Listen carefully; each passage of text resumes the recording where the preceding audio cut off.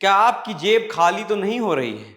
क्या बात कर रहे हैं? आज हम बात करेंगे एक ऐसे मुद्दे की जो हर भारतीय की जेब पर असर डालता है। डॉलर के मुकाबले रुपए की लगातार गिरावट हो रही है। हो सकता हो कि आपको ये मामूली लगता हो, लेकिन ये आपके जेब पर तगड़ा असर डालता है। अब आपको बताएंगे कितना घातक है ये। इतिहास में कब कब ऐसा हुआ कि भारत संकट में फंस गया, और वर्तमान सरकार मोदी सरकार में क्या कमियां हैं कि रुपया लगातार गिर रहा है। पहले बात करते हैं अक्टूबर 2025 तक। एक अमेरिकी डॉलर की कीमत लगभग 88.22 रुपए है। पिछले एक साल में रुपए में करीब 5% की गिरावट आई है, और 10 सालों में बात करें तो 35% से ज्यादा गिर चुका है। 2015 में जहां एक डॉलर 64 से 65 रुपए था, आज 88 के पार है। लेकिन क्या ये संकट है? अभी नहीं, क्योंकि आरबीआई के पास 702 अरब डॉलर की रिजर्व हैं, जो दुनिया में चौथे नंबर पर हैं। लेकिन डरने की बात जरूर है। अब आपको ये बात क्लियर करते हैं कि रुपए की गिरावट के मुख्य कारण क्या हैं। पहला, भारत का ट्रेड डेफिसिट। हम 80% तेल आयात करते हैं, जो डॉलर में महंगा पड़ता है। दूसरा, यूएसए में ऊंची ब्याज दरें और ट्रंप की टैरिफ पॉलिसी, जिससे एफआईआई बाहर निकल रहे हैं।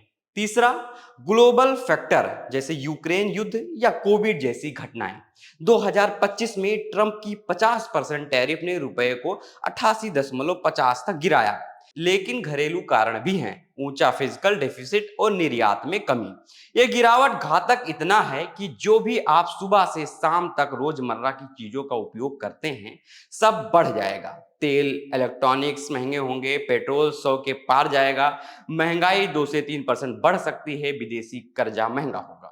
अगर इतिहास देखें तो जब जब गिरा है रुपया, तब तब संकट आया है। 1991 में बीओपी संकट, रुपया 20% गिरा, सोना गिरवी रखना पड़ा, आईएमएफ का दरवाजा खटखटाना पड़ा लोन के लिए। वहीं अब जब 2013 में 20% गिरावट यूएसए टेपर टेम्परम से, 2022 में यूक्रेन युद्ध से 8% की गिरावट हुई, और अब 2025 की 5% गिरावट से संकट हो सकता है। प्लस पॉइंट यह है कि 702 अरब डॉलर का रिजर्व है, लेकिन सतर्क रहना बहुत जरूरी है। अगर बात करें मोदी जी के कार्यकाल की, 2014 से 2025 तक, तो रुपया 60 से 88 तक गिरा। पहली जो कमी थी वो है क्रॉनिक ट्रेड डेफिसिट, निर्यात विविधीकरण कम, डेमोनेटाइजेशन जैसी पॉलिसी फेल, ब्लैक मनी नहीं रुकी, फिजिकल डेफिसिट 5 से 6% बढ़ा। दोस्तों, रुपए की गिरावट सामान्य है, लेकिन लंबे समय में निर्यात और पॉलिसी सुधार जरूरी है। क्या आपको लगता है सरकार क्या करे? कमेंट में बताइएगा।